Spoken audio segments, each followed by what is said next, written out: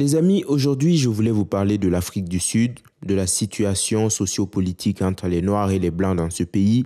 Très clairement, il y a une situation très tendue et même si je voulais en parler depuis un moment, c'est vrai que depuis que Elon Musk en a reparlé dernièrement, le sujet est redevenu brûlant. Donc, j'ai décidé d'en parler aujourd'hui et pour vous faire un rapide résumé de la situation, actuellement, le gouvernement de l'ANC, qui est très fortement dirigé par des Noirs, exproprie les propriétaires blancs dans le but de donner les terres à des Noirs.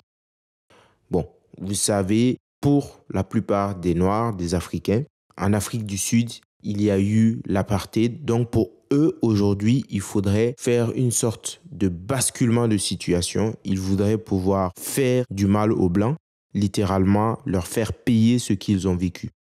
Après, moi, je ne cautionne pas ça parce que à partir du moment où on est dans les représailles, on est dans la vengeance, ça ne s'arrête jamais. Il y a eu ce qu'il y a eu pendant l'apartheid. C'est triste, je le dénonce. Mais avec Nelson Mandela, il y a eu une sorte de pardon, il y a eu une tentative de faire vivre différentes populations. Malheureusement, on voit aujourd'hui que ça a échoué. Et ce qui se passe aujourd'hui en Afrique du Sud est très grave. Il y a des fermiers blancs qui sont massacrés, qui sont agressés. Et ça, ce sont des situations qui sont horribles, mais que de nombreux Africains, de nombreux Noirs, juste parce qu'ils sont Noirs, cautionnent. Parce qu'ils voient des Noirs qui vont à l'assaut de fermes blanches, qui massacrent, qui violent, qui détruisent des familles et même des enfants. Et ils sont contents, ils sont heureux. Vous verrez qu'il y a des commentaires qui sont vraiment atroces. Et ça met aussi en perspective ce qui pourrait se passer en Europe un jour si certaines populations devenaient majoritaires. Bon, je dis ça, je ne dis rien. Les amis, il y a beaucoup de choses à dire, on ne va pas trop tarder. Avant tout, n'oubliez pas de vous abonner, de liker, de partager, de commenter, c'est très important. La vidéo risque de durer un moment, donc pour les personnes que ça intéresse, restez bien jusqu'au bout. Ça fait du bien à la chaîne et on est parti avec ces vidéos. Donc la première vidéo, elle a été publiée par Elon Musk. C'est le témoignage d'un fermier blanc qui a demandé l'asile aux États-Unis. Il a immigré aux États-Unis pour fuir l'Afrique du Sud et son témoignage est très poignant. Regardons. Hi, my name is Jason Bartlett and I'm a white South African. I currently live in the United States and I came here legally in 2019 and I pleaded for asylum. Now you ask yourself, why on earth would a white South African plead for asylum? Well, I'll give you a few reasons. South Africa is the rape capital of the world. It is one of the most crime-ridden countries in the world. It is the current government systematically goes out and murders the white farmers. The very people that feed them are being tortured and brutally slaughtered on a daily basis. Bon, les amis, c'est en anglais. Je vais essayer de traduire avec mon anglais. Bon, lui, c'est un fermier blanc qui a quitté l'Afrique du Sud et qui aujourd'hui vit aux États-Unis. Depuis 2019, il est arrivé aux États-Unis de façon légale et il explique pourquoi il est parti. Selon lui, aujourd'hui, l'Afrique du Sud est devenue la capitale mondiale du viol. C'est devenu la capitale mondiale du viol d'enfants. Et aussi, le gouvernement sud-africain, majoritairement noir, ferme les yeux sur tout ce qui se passe. Donc, il y a des fermiers blancs qui sont une minorité et qui nourrissent majoritairement la population, qui sont brutalement attaqués, massacrés, etc. Et ça, personne ne dit rien. Parce que les Noirs représentent, je crois, 70% de la population ou 60%, je ne sais plus. Mais aujourd'hui, très clairement, le but, c'est de faire payer aux Blancs ce que leurs ancêtres auraient vécu pendant l'apartheid. Après, je le redis encore, il y a des choses qui se sont passées pendant l'apartheid. C'était violent, c'était brutal, ça n'avait pas lieu d'être. Mais de là à vouloir commettre des massacres, détruire des familles, faire du mal, juste parce qu'on veut se venger, quand est-ce que ça va s'arrêter en fait? C'est pour ça que certains conflits ne s'arrêtent jamais en fait. Quand vous regardez en Israël et en Palestine, c'est une guerre qui est vouée à ne jamais s'arrêter. Parce qu'il y a toujours des gens qui se disent « mes parents ont vécu ça, je connais des gens qui ont vécu ça, donc l'ennemi est toujours là, ou ses enfants sont toujours là, il faut que je lui rende la monnaie de sa pièce » et ça ne s'arrête jamais. Bon, en tout cas, ce qui se passe en Afrique du Sud aujourd'hui est très grave. On exproprie des gens, on prend leurs biens, leurs terres et on les donne à des gens incompétents, incapables. Et c'est ça qui est un des gros problèmes aussi parce que ça ne s'est pas passé qu'en Afrique du Sud. Ça s'est passé aussi dans d'autres pays. au Zimbabwe par exemple, ça s'est passé aussi en Ouganda, où des présidents noirs ont décidé d'exproprier d'autres populations, soit des terres ou des commerces. Et juste après, le pays s'est effondré économiquement parce qu'on exproprie pour exproprier, juste pour dire les Blancs n'auront pas de terre chez nous ou les Indiens n'auront pas de terre chez nous. Mais on les donne, ces terres-là ou ces exploitations, on les donne à des personnes qui ne connaissent pas ce business, des personnes qui ne maîtrisent rien. Et c'est comme ça qu'on crée encore la pauvreté et la misère. J'ai trop digressé, on va continuer avec cette vidéo. The rape capital of the world, the infant rape capital of the world. Now, you go onto social media and you, of course, just like America, we've got screaming liberals that have got a woke mind virus. And they will tell you that everything's honky-dory in South Africa.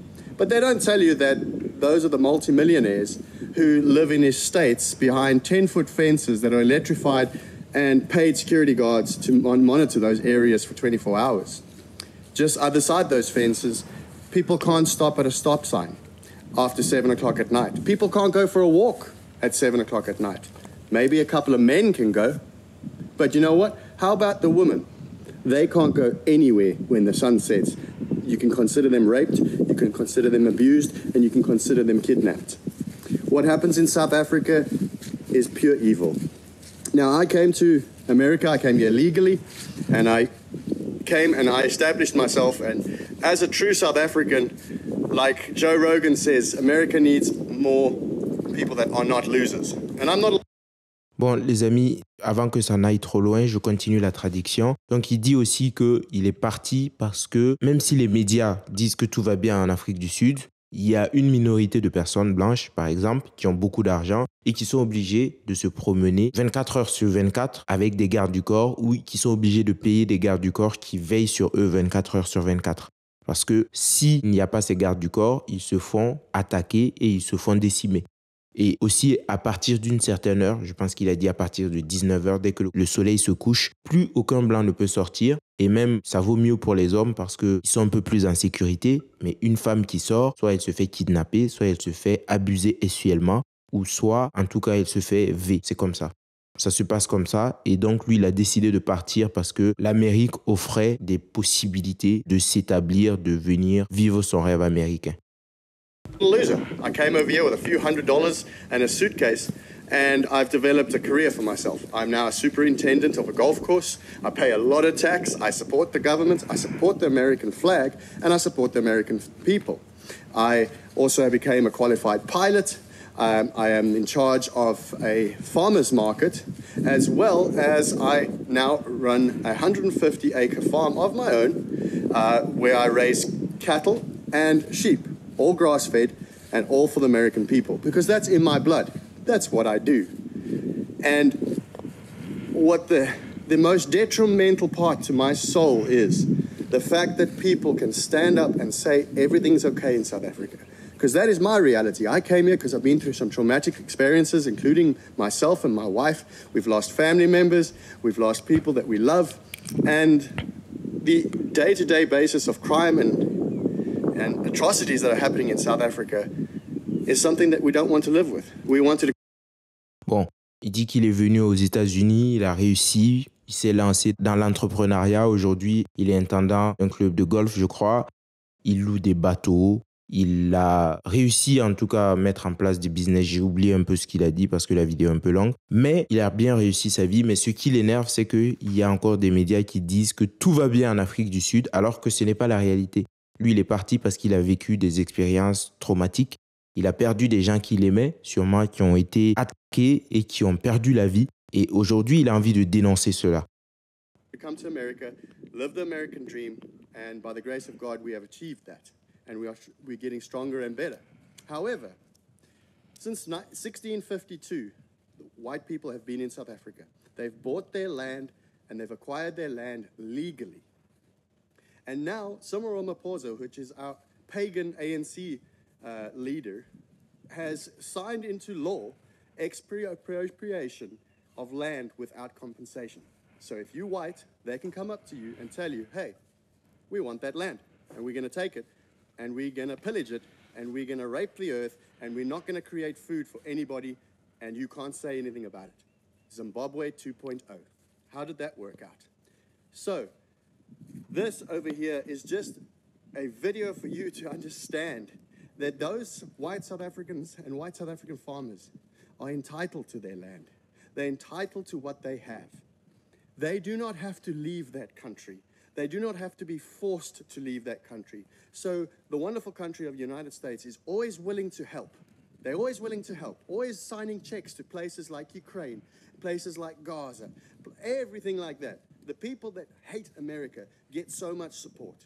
How about you take a look at a petition that my friend Willem Petzer and TV Wessels have put together, and they're going to go to the embassy this month, and they're going to hand it over, and you're going to see the hundreds of thousands of white farmers that support Donald Trump. We're not asking for handouts, but we are asking for intervention so people can rightfully keep their property, because no one's going to invest in a country that has expropriation without compensation.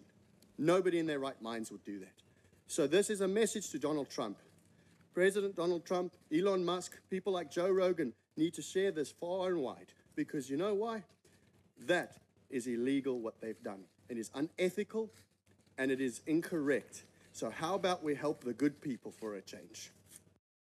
Bon, il dit aussi que les Afrikaners sont venus en Afrique du Sud depuis 1652. Donc, il y en a qui possèdent ces terres depuis de nombreux siècles maintenant. Et aujourd'hui, depuis l'avènement de l'ANC, donc l'ANC, c'est le parti de Nelson Mandela. Et depuis, c'est vraiment un parti de Noirs qui gagne systématiquement les élections parce que les Noirs sont majoritaires en Afrique du Sud. Et aujourd'hui, ils ont décidé d'exproprier les Blancs, de venir récupérer les terres à des fermiers blancs sans aucune compensation. Et ça, c'est vraiment dommage. C'est ça qu'il dénonce. Il dit que les États-Unis aident Gaza, l'Ukraine et même des pays qui détestent les Américains. Pendant ce temps, des Blancs en Afrique du Sud qui soutiennent la politique de Donald Trump, qui aiment les États-Unis, sont laissés pour compte comme ça. Et lui, il aimerait vraiment que les États-Unis fassent quelque chose, interviennent pour que cesse cette politique illégale, non éthique, parce qu'on exproprie des gens sans leur payer des compensations. On donne les terres à des personnes incompétentes et malheureusement, elles n'en font rien. Et c'est comme ça que l'Afrique du Sud est en train de décliner, de péricliter. C'est malheureux, mais c'est comme ça. Bon. Aujourd'hui, Elon Musk, il a fait beaucoup de publications sur ce qui se passe en Afrique du Sud. Je trouve qu'il a raison parce que lui-même étant originaire de ce pays, avec X aujourd'hui, il a une formidable plateforme pour en parler. Et ça, c'est très bien. Et quand je dis que l'Afrique du Sud est en train de péricliter, je suis tombé sur la page d'une personne qui montre des photos de l'Afrique du Sud entre 2010 et 2024 ou 2009 et 2024, 2025. Vous allez voir que beaucoup de choses changent et ça montre à quel point il y a certaines personnes qui sont incapables de diriger un pays. Vous voyez, lorsque l'Afrique du Sud était dirigée par les Afrikaners, par les Blancs, même s'il y avait des atrocités, il y avait l'apartheid, etc. Ok, c'était pas bien, mais c'était un pays florissant. Aujourd'hui, tout est en ruine, tout est en lambeaux. Les villes comme Johannesburg deviennent des poubelles à ciel ouvert et ça me fait mal de le reconnaître ou de le dire. Mais j'ai l'impression que tout État qui est dirigé par des populations noires, ça ne va pas. Est-ce que c'est la corruption? Est-ce que c'est un manque de vision à long terme? Est-ce que c'est juste de la négligence? Je ne sais pas, mais il y a vraiment une récurrence. Je vais vous montrer quelques photos. Il fait une comparaison avant-après et c'est vraiment frappant, quoi. Donc ça, c'est President Street. C'est des quartiers d'Afrique du Sud. Je ne vais pas donner tous les noms parce que ça ne m'intéresse pas, mais c'est juste regarder ce quartier en 2009. Regardez-le en 2024. Regardez comment ça s'est délabré. Ça s'est complètement ruiné. C'est vraiment n'importe quoi. C'est pareil ici. Un autre quartier en Afrique du Sud en 2010. Voici ce que c'est devenu en 2023. Rien n'est entretenu. Ça se transforme vraiment en quartier de ghetto. Enfin, c'est n'importe quoi. Pareil ici en 2010. Voici ce que ça devient en 2013. Tout est délabré, il y a des détritus partout. Ça me fait penser justement à une ville d'Afrique normale, lambda. Avant, on se disait que l'Afrique du Sud, ça ressemblait un peu à un pays d'Europe. C'est de moins en moins le cas quand même. Ça, pareil, je pense en 2010, voici ce que c'est devenu. Des détritus partout, mais enfin, c'est vraiment n'importe quoi. Pour les personnes qui veulent voir, la chaîne de la personne ou la page de la personne sur X, c'est Josie vs Josie. Continuons. Donc, Elon Musk a aussi parlé d'une personne qui est très dangereuse en Afrique du Sud en ce moment. C'est Julius Malema. C'est le président d'un parti politique qui appelle directement au meurtre des fermiers blancs. Et cette personne, aujourd'hui, fait peser une menace de plus en plus énorme. Je sais qu'il y a quelques années, il a chanté une chanson où il disait clairement « Tuez les blancs, tuez les fermiers blancs ». Heureusement qu'Elon Musk en parle aujourd'hui parce que je sais que Eric Tegner de la chaîne Frontières était allé sur place. Il en avait parlé, mais ça n'avait pas fait autant de bruit ici parce que vous savez, en France, dès qu'on parle de massif anti-blanc, tout le monde pense au complot, tout le monde tourne ça au ridicule, alors que ça existe. En Afrique du Sud, actuellement, il y a des blancs qui vivent dans des ghettos, il y a des blancs qui subissent une répression forte. Ils n'ont même plus de travail, ils n'arrivent plus à trouver de travail décent parce qu'il y a une politique qui fait que les Noirs sont systématiquement mis en avant au détriment des Blancs. C'est ce qui se passe aujourd'hui. C'est malheureux, mais c'est comme ça. Bon, regardons ce qu'il dit. Must never be scared to kill. A revolution demands that at some point there must be killing because the killing is part of a revolutionary act. Donc là, c'est son parti politique. Je ne sais plus comment il s'appelle, c'est l'EFF. Je vous le dirai si je retrouve ce que ça veut dire, mais il dit qu'on ne doit pas avoir peur de tuer parce que le fait de tuer fait partie de la révolution. Quand il dit tuer, vous comprenez bien qu'il parle des fermiers blancs, hein, ou il parle des blancs en Afrique du Sud, c'est clair. I don't know what's going to happen in the future. I'm saying to you, we have not called for the killing of white people, at least for now. I can't guarantee the future. Yeah, but I mean, you'd understand somebody watching that, especially as it gets shared on Twitter, they freak out. It sounds like a genocidal call. Cry babies. Cry babies. I'm not calling for the slaughter of white people, at least for now. I can't give a guarantee of the future, especially when things are going the way they are. Subtext. Especially if things are going the way they are. Donc là, il dit, je n'appelle pas au meurtre des Blancs, en tout cas pas maintenant. Mais je ne peux pas garantir du futur. Le journaliste lui dit, mais vous vous rendez compte que ce que vous dites, ça peut être vraiment interprété comme quelque chose de très grave. Ça peut faire peur aux gens. Et il dit, bah oui, moi, je ne peux pas garantir du futur et je ne peux pas garantir qu'il n'y aura pas un appel à ôter la vie de personne, surtout quand on voit comment les choses sont en train de se passer. Bon, comment les choses se passent aujourd'hui. Ça, lui seul le sait. Mais on sait tous qu'aujourd'hui, en Afrique du Sud, ce ne sont plus les Blancs qui dirigent tout. Il y a certains secteurs qui sont encore dirigés par des Blancs, notamment le secteur des mines. Mais ce serait vraiment malhonnête pour des Noirs de dire aujourd'hui qu'ils sont mis à l'écart en Afrique du Sud et qu'ils manquent de droits, qu'ils sont négligés par rapport aux Blancs. Honnêtement, ce serait vraiment un mensonge. Donc, l'EFF, c'est l'Economic Freedom Fighters. C'est son parti politique. Il est leader de ce parti politique. There will be a revolution in this country, I can tell you now. We are not calling for the slaughter of white people, at least for now. That means at some future date, we may call for the slaughter of white people. Is that correct? Let's deal with that at that future date. I don't know what's going to happen. So you're saying you are not ruling out that in the future you may very well call for the slaughter of white people? It may not be me. Could it be you? It could be me, yes, but it may not be me. Yeah, so it could be you. You could, at some future date, call for the slaughter of white people. Donc voici, il est interrogé par plusieurs personnes. Je pense qu'il était même passé devant la justice à cause de ses paroles.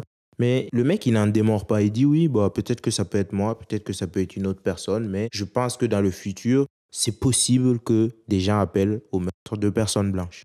Et ça, c'est un meeting qu'il animait. Écoutez bien ce qu'il dit. To kill Hamasa, kill the poor, the farmer, kill the poor, the farmer. Brr, pa, pa. Bon, là, il chante tuer les blancs, tuer les bourses. Les bourses, ce sont les Sud-Africains blancs, fermiers. Il dit tirer pour tuer, etc. Ce mec est très dangereux quand même. Et pendant ce temps, il y a Nathalie Nyambe, une leader panafricaine, qui dit les Afrikaners doivent être expulsés d'Afrique du Sud vers les États-Unis pour devenir des Américaneurs. Nathalie Yamseki, c'est une personne qui passe le temps à parler de l'unité africaine, qui passe le temps à militer pour que l'Afrique devienne souveraine et indépendante. Mais pendant ce temps, elle habite en Suisse. Donc la personne qui parle d'Afrique et qui a d'ailleurs arnaqué de nombreuses personnes. Elle est impliquée dans une affaire où il y a eu une arnaque à grande échelle au Cameroun, je crois, avec Lié Plimal, etc. Mais cette personne qui vit en Europe passe le temps à cracher son venin sur les Blancs en Afrique du Sud. Et elle n'est pas la seule. Je ne vais pas vous montrer tous les commentaires, mais vous vous rendez compte qu'il y a quand même des Africains qui sont globalement pour que cette situation perdure en Afrique du Sud. C'est dommage, mais c'est la vérité. Bon, ça c'est le reportage d'Éric Terner. Je ne vais pas vous le montrer parce que bon, la vidéo devient assez longue. Je vais mettre les liens en description, les amis, mais je souhaitais parler un peu de la situation en Afrique du Sud parce que je trouve que ça devient très, très compliqué. Heureusement, Donald Trump a sanctionné l'Afrique du Sud. Il a suspendu les aides américaines à ce pays en attendant de mener l'enquête et de voir si vraiment les terres étaient reprises aux fermiers blancs de façon illégale, de façon arbitraire. Et je pense que c'est très, très bien. Heureusement qu'il y a des personnes comme ça. Parce que si on veut être juste avec certaines personnes, il faut l'être avec tout le monde. Ce qui s'est passé il y a quelques années, l'apartheid, n'est pas du fait des Sud-Africains blancs aujourd'hui. Peut-être leurs parents ont fait des choses, mais est-ce qu'un enfant doit payer pour les fautes de ses parents? Moi, je suis convaincu que non.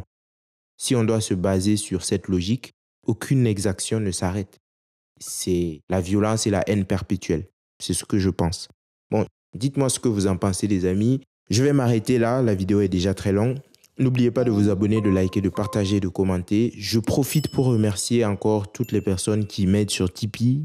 J'ai encore eu un nouveau tipeur. Et je profite aussi pour passer le message des personnes qui me disent « Oui, le Tipeee, c'est une façon de mendier de l'argent, etc. » Bah, écoutez les gars, je fais un travail. Je trouve que tout travail mérite salaire. Le Tipeee, il est ouvert à la volonté des gens. Ceux qui peuvent y participer, participent. Ceux qui ne peuvent pas, ne le font pas. Je n'oblige personne à participer. Donc, je ne comprends pas ce que vous dites. Je ne suis pas communiste. Je ne suis pas socialiste. Je prends mon temps pour faire des vidéos. Je dors très tard. En plus, j'ai un travail, je le dis. Et en plus de ça, je continue de faire des vidéos. J'ai longtemps fait des vidéos sans être payé, sans être rémunéré. La chaîne est monétisée depuis même pas un mois. Le Tipeee, je l'ai ouvert il y a quelques jours. Donc, je ne comprends vraiment pas quoi. Écoutez, ceux qui ne peuvent pas et qui ne veulent pas participer, c'est votre bon droit. Mais s'il vous plaît, évitez ces commentaires quoi. Je ne vois vraiment pas l'intérêt. Bon, je vous laisse. À bientôt les amis. Ciao. Blanc sans le laine, avec black, comme quoi sans haine, on est tous les mêmes.